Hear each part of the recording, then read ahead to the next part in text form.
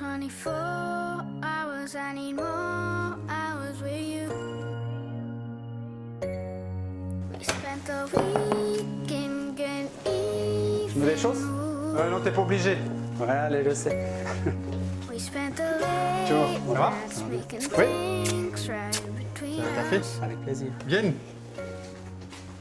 Ouais, je suis sur le spectacle. Ça avance bien.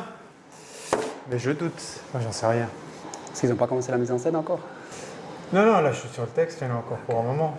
Fred, il m'aide pour le texte. Et puis... Il faudrait le faire lire à plusieurs personnes différentes pour voir ce qu'ils mettent en exergue. Non, mais ça dépend du sujet que tu veux traiter. Oui, mais il y a du jaune, mais après il y a du noir dessous. En fait, tout ce qui est en plutôt violet, c'est le vécu personnel. Tout ce qui est en vert, c'est ce que j'ai un peu puisé de là-dedans. Puis les gags, il y a un peu des gags. Non, mais c'est sympa. Si, sinon, t'allais faire du vélo un peu. Non, pas cette année. Cette année, c'est la course à pied. Sérieux? Il n'y a pas de vélo, t'as pas fait de vélo encore une? Non, enfin, j'ai peut-être fait 200 bornes. Ouais, ça serait bien que tu finisses pas comme au marathon de Lausanne. Non, c'était pour moi. C'était assez. Ah ouais, bon, sacré choix. À moi, fait. Mais là, pour l'intention, on n'est pas là. Guys like me sounding like come through. Après, là, c'est pas un... Bon, pour l'instant, il y a pas mal... Tu vois, que tu parles tournes autour de la virilité, il y a quand même beaucoup autour de ça.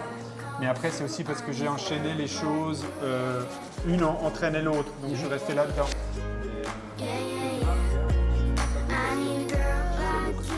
Pierre, tu peux nous dire de quoi vous parlez?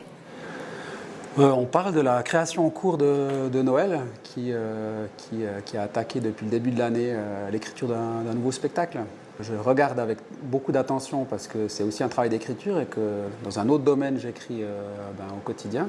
Et lui, il est dans une création artistique, ce qui est tout à fait différent, où il met en scène une partie de sa vie. Il a déjà fait un autre spectacle un peu autobiographique comme ça. Voilà, je suis très intéressé par voir quel sera le contenu de cette deuxième opus. Si tu devais le décrire, tu le décrirais comment, Pierre? Décrire Pierre.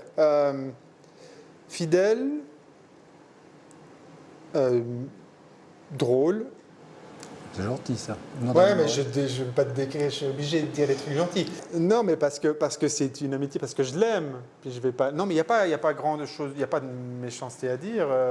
C'est un gars qui est respectueux, qui a de l'honneur, qui est intéressant, qui est curieux, j'aime bien avoir des discussions, qui est borné aussi, si on veut donner des. J'aime bien avoir des discussions avec lui parce qu'on a une partie de nous qui sont plutôt du même bord, mais on a des visions qui ne sont pas toujours pareilles.